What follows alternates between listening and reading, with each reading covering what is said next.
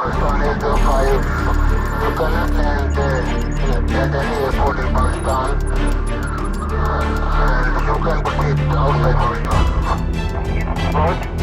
आवाज बोलो जी sir general साहब यहाँ है 805 मस्ट लैंड हियर सर आप इनसे बात करें।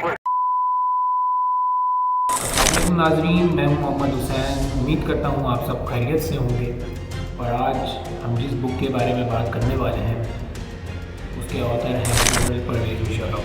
जी हाँ, retired late general Parvez Musharraf. In the line of fire में परवेज़ मुशर्रफ अपनी पैदाइश से लेकर अपनी रिटायरमेंट तक जितने भी वाक़यात, इंसिडेंट्स, अच्छे बुरे वक्त जो इनके साथ पेश आए उस सब को डिटेल में लेते हैं। जब मैं दी लाइन ऑफ फायर को पढ़ रहा था तो मेरी नज़र एक्ट ऑफ 1999 पे पड़ी, और जब मैंने उसको शुरू किया पढ़ना और मैं जब एंड पे पहुंचा तो मुझे ऐसे ही लग रहा था जैसे मैं किसी मूवी के सीन को पढ़ रहा हूँ। तो आज की इस वीडियो में जानेंगे कि आखिर क्या था वो एक्ट ऑफ 1999, क्यों हुआ, कैसे हुआ, किसने किया, जानेंगे आज की इस वीडियो में।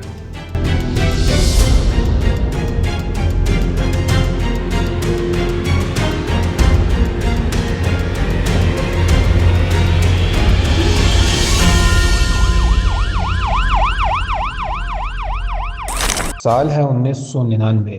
जहाज़ जो श्रीलंका से उड़ान भरता है और कराची एयरपोर्ट पर लैंड होने की पोजीशन पर आता है, और फिर एयरपोर्ट अथॉरिटी की जानब से इस जहाज़ को ये मैसेज रिसीव होता है कि आप PK-805 को पाकिस्तान के किसी भी एयरपोर्ट पर लैंड नहीं करा सकते। ये मैसेज सुनकर जहाज़ के पायलट कॉकपिट से एयर होस्टेस से कहते हैं कि जाओ जनरल साहब को बुला कर लाओ कॉकपिट में। मैं बात कर रहा हूँ जनरल परवेज़ मुशर्रफ की। ये दौर 1999 का है और इस वक्त पाकिस्तान के प्राइम मिनिस्टर नवाज शरीफ और army chief general Parvez Musharraf हैं। फिर बीच में कारगिल वॉर के बाद मुशर्रफ और नवाज के बीच में सख्त तल कलामियाँ और दोनों के दरमियान एक दुश्मनी की लकीर खिंच जाती है। यहाँ मुल्क के वज़ीर आज़म नवाज शरीफ मुशर्रफ को चीफ ऑफ आर्मी से आउट करने का पूरा गेम बना लेते हैं। अब उधर नवाज शरीफ अपने सेक्रेटरी जावेद इकबाल को बुलाते हैं और बताते हैं कि वो परवेज़ मुशर्रफ को बरतरफ करने जा रहे हैं। ये सुनकर मिलिट्री सेक्रेटरी के रंग उड़ जाते हैं। फिर सेक्रेटरी नवाज शरीफ को कहते हैं, याद रखिए सर, मुशर्रफ भुट्टो और ज़िया को फांसी के तख्ते तक ले गया था। नवाज शरीफ इग्नोर करते हैं और 11 अक्टूबर यानी अगली सुबह नवाज शरीफ साहब सहाफ़ी को बुलाते हैं और मुशर्रफ की बरतरफी पर PTV पर नशर होने वाली तकरीर तैयार करवा देते हैं। लेकिन एक मिनट, सहाफ़ी नवाज शरीफ से पूछता है कि बरतरफ करने के बाद नया आर्मी चीफ कौन लगेगा।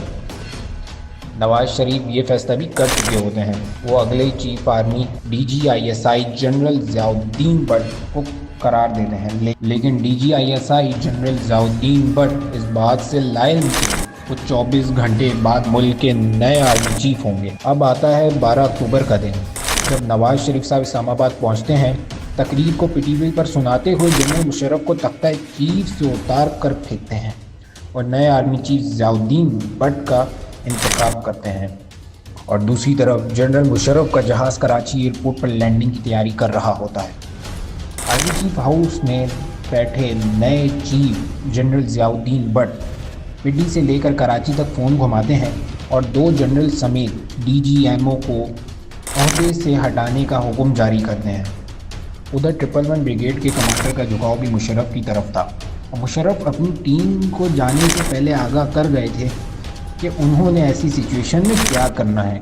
खबर मिलते ही जनरल मुशर्रफ की टीम के 2 जनरल और DGMO जनरल शाहिद अजीज़ समेत एक टीम प्राइम मिनिस्टर हाउस और दूसरी टीम PTV के हेड ऑफिस में जा घुसती है। प्राइम मिनिस्टर हाउस में 111 ब्रिगेड के कमांडर को नवाज शरीफ देखकर समझ गए कि अब उनकी गेम उलट सकती है, इसलिए उन्होंने हुक्म दिया कि परवेज़ मुशर्रफ के जहाज़ को पाकिस्तान में लैंड ना होने दिया जाए। अब दूसरी तरफ PTV के हेड ऑफिस में 111 ब्रिगेड के कमांडोज PTV पर खबर को नशर होने से रुकवाते हैं। दरवाज़ा खुला न्यूज़ रूम का और मैंने देखा है कि कोई G3 राइफल या मशीन गन थी मेरे ख्याल में, उसकी नाली अंदर आई और उसके पीछे एक मेजर साहब वो अंदर आए और साथ ही ये कहा कि हुक्म दिया बल्कि कि the news about the army chief will not be used on PTV, will not be aired. तो दूसरी तरफ military secretary Javed Iqbal PTV के हेड ऑफिस में 111 ब्रिगेड के कमांडर पर गन तान देते हैं। उस टाइम शायद पीटीवी का हेड ऑफिस लहूलुहान हो जाता, लेकिन 111 ब्रिगेड के कमांडर ने होशियारी से काम लिया और अपने जवानों को हथियार डालने का कहा। अब बरतरफी की खबर फिर से चलने लग पड़ी। कुछ ही देर बाद फौज के मजीद 2 ट्रक वहां पहुंच गए और फिर नशर को रुकवा दिया गया। अब सबसे मेन काम था मुशर्रफ को तैयारी समेत बाहिफाजत कराची एयरपोर्ट पर उतरवाना। मुशर्रफ के जहाज़ को एयरपोर्ट अथॉरिटी की तरफ से आउट ऑफ पाकिस्तान लैंड कराने के सिग्नल्स मिल रहे थे।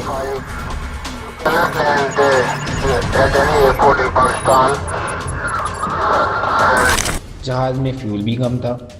इस सब में सबसे अहम किरदार था core commander Karachi general Zafar Usmani का। उस दिन core commander general Zafar Usmani को 2 अलग अलग ऑर्डर मिले।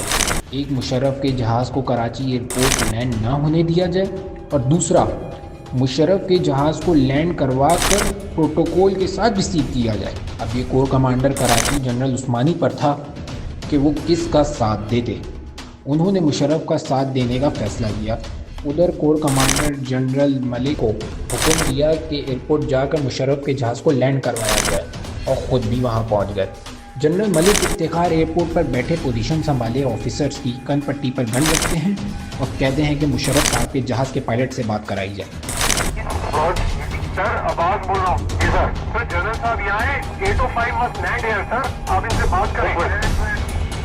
हेलो हेलो हेलो हाँ हेलो कौन बोल रहे हैं? वकील बोल रहा हूँ। वकील में जनरल इफ्तिखार बोल रहा हूँ। जी सर साहब जहाज को आप डायरेक्ट इसको कराची एटीसी के साथ शुरू कर दें।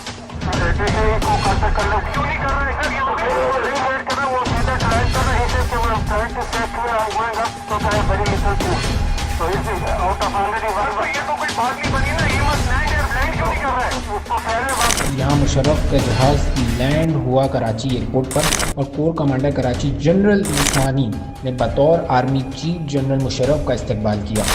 और फिर मुशर्रफ के यारों को एक गिरती हुई दीवारों have never and shall never let you down। कोई मजाल नहीं है कि आप हमारे साथ कुछ कर सकें। चैलेंज करता हूँ मैं, कुछ करके दिखाओ, देखते हैं। दोबारा कभी मौका मिला है कि बात हुई, दोबारा वही करूंगा, दोबारा वैसे ही कुछ नहीं करूंगा। ये था जनरल मुशर्रफ की book in the line of fire का फिल्माना मंजर। उम्मीद है आपको ये वीडियो बहुत पसंद आई होगी। अपना रखिएगा ख्याल। अल्लाह हाफिज़।